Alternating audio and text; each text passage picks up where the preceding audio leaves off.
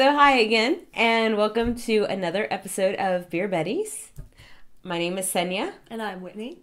Today we're actually going to be trying a Pyramid Summit Summer Special, and that is actually called the Curveball. It is a blonde ale.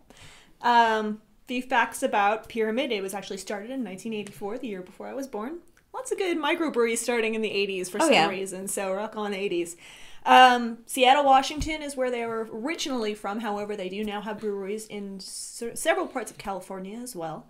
The hops that they use on this are going to be two-row barley malt and malted wheat, and then, the malts they use on that, and the hops they use on it are Vanguard and Pearl. Can I interject something? Do you remember when we did the zombie episode with Beer 30 when we were still Beer 30? Yeah. And we did the Magic Hat Brewery. Yes. Am I correct that was the name of the brewery, the Magic Hat? Okay, they actually now own Pyramid as well. Really? Yeah, I completely forgot because I'm not real familiar with Pyramid, but I do remember that from when we tried all those. That's why I thought we had already. Okay. Yeah, so we've mentioned Pyramid before. We've never really tried a Pyramid beer, so this will be our first time. Let's see. There we go. And we love the twist off caps. So much easier. Makes it easier when you're drinking. Yeah, sometimes we like to do episodes back to back, so by the time we get to certain episodes, we're a little bit more loose than others. By the way, if we're wearing the same shirt for about 4 episodes in a row, I promise we do laundry. It's just the same day, people. Yes. Oh, and again, we don't have the glassware for Pyramid.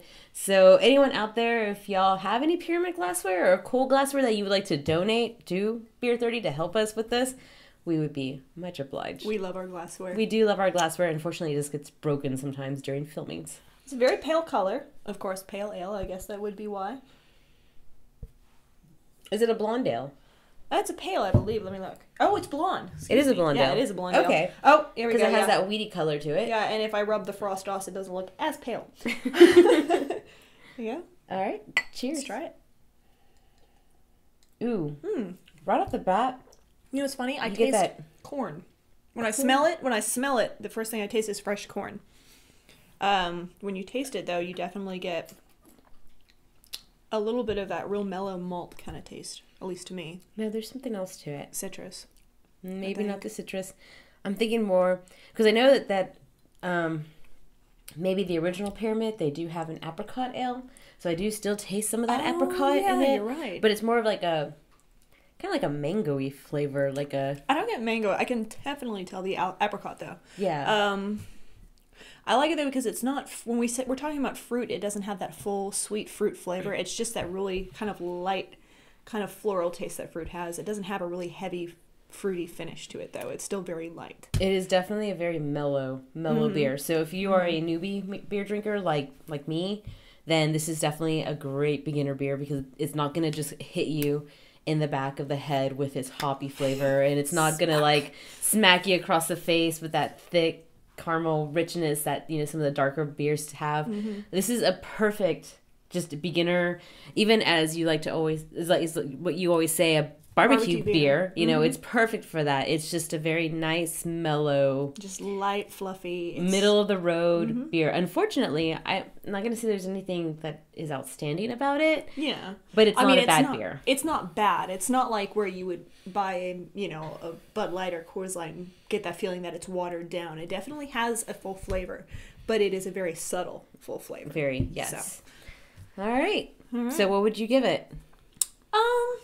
You know me, I like my bold, malty beers, but the ones that slap you across the face. That's me. I definitely would say probably about a 4 out of 6. I mean, because I definitely would drink them, but after about maybe 3 or 4 of them, I'd probably be going for a different beer. So, yeah. I was gonna say a 2.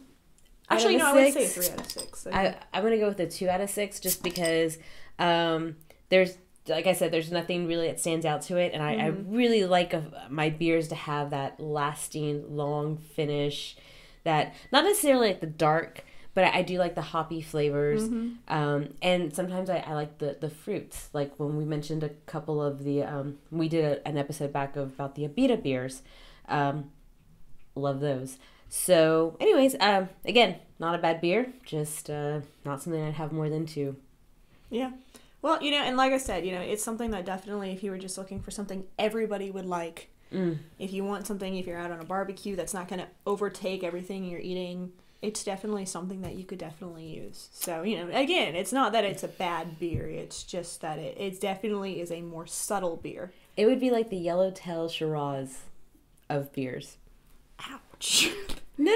Let me explain. Yellowtail Shiraz is very popular. People love it. And if you're not a red wine drinker, or you don't know much about wine, it is an easy drink.